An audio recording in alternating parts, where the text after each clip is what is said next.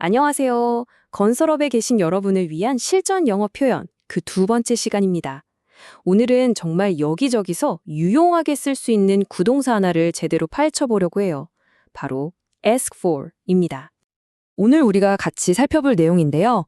먼저 ask for가 무슨 뜻인지 기본부터 잡고 그 다음에 공사 현장, 설계 사무실, 그리고 프로젝트 관리, 이 세 가지 다른 상황에서 어떻게 쓰이는지 아주 구체적인 내문으로 확인해 볼 거예요. 마지막엔 물론 핵심만 쏙쏙 뽑아서 정리해 드릴 거고요. 자, 그럼 본격적으로 시작해 볼까요? 오늘의 주인공은 바로 ask for입니다. 이 표현이 가진 핵심 의미부터 확실하게 짚고 넘어가 보죠. ask for는요, 기본적으로는 뭔가를 요청한다, 달라고 한다, 아니면 부탁한다는 뜻이에요. 어때요? 간단하죠? 근데요, 이 간단해 보이는 표현이 실제 상황에서는 얼마나 다양하게 또 다채롭게 쓰이는지 지금부터 저랑 같이 한번 알아볼게요.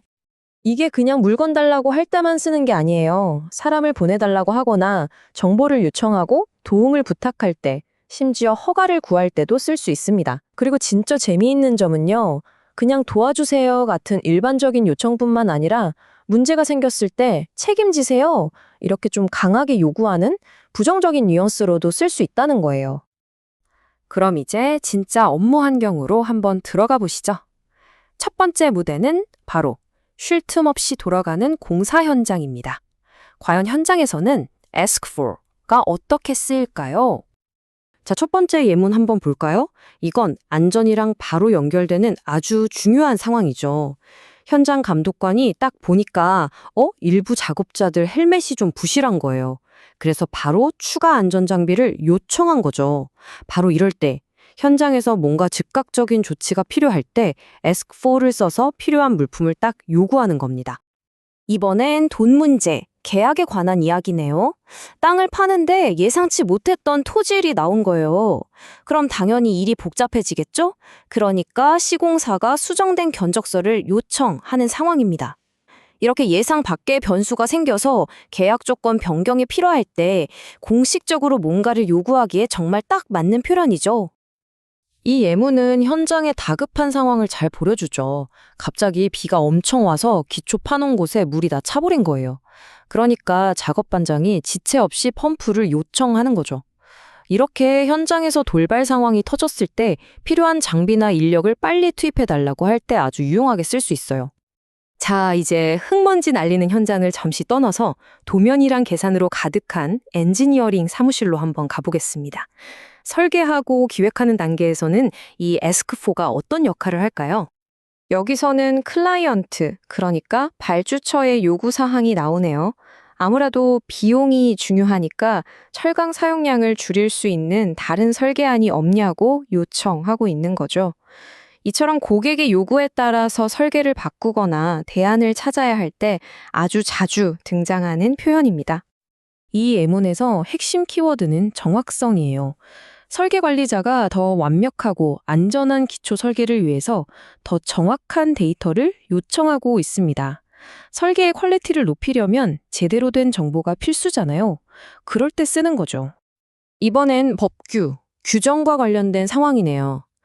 건축가가 에너지 효율 관련 법규를 잘 지켰는지 확실히 하려고 조명 시뮬레이션을 요청했어요. 이처럼 기술적인 분석이나 검증 자료를 요구해서 우리 프로젝트가 규정을 잘 따르고 있는지 확인할 때 쓸 수 있습니다. 자, 이제 마지막 단계입니다. 프로젝트 전체를 조율하고 이끌어가는 프로젝트 관리에서는 ask for를 어떻게 사용할까요? 프로젝트 관리의 기본 중에 기본, 바로 진행 상황 체크죠.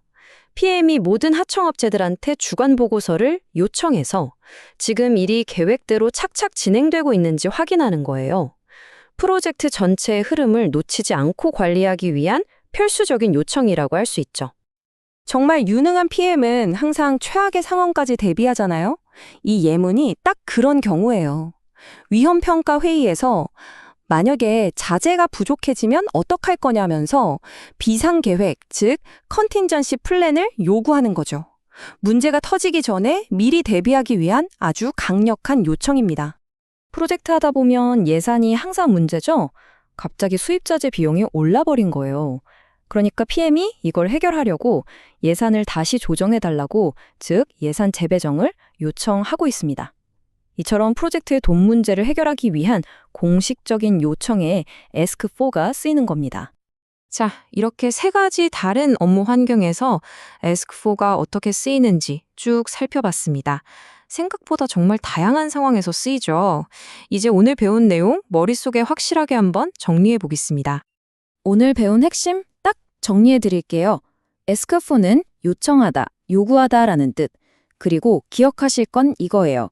공사 현장에서는 안전장비처럼 당장 필요한 걸 위해, 설계 사무실에서는 더 좋은 설계를 위한 데이터를 위해, 그리고 프로젝트 관리에서는 보고서나 비상계획처럼 프로젝트를 통제하기 위해 사용된다는 점 꼭 기억해 주세요.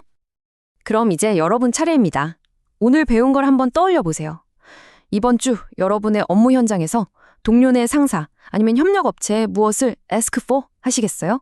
필요한 정보를 요청하셔도 좋고 업무에 도움을 청하셔도 좋습니다. 오늘 배운 이 표현 이번 주에 꼭 한번 써보시길 바랄게요. 감사합니다.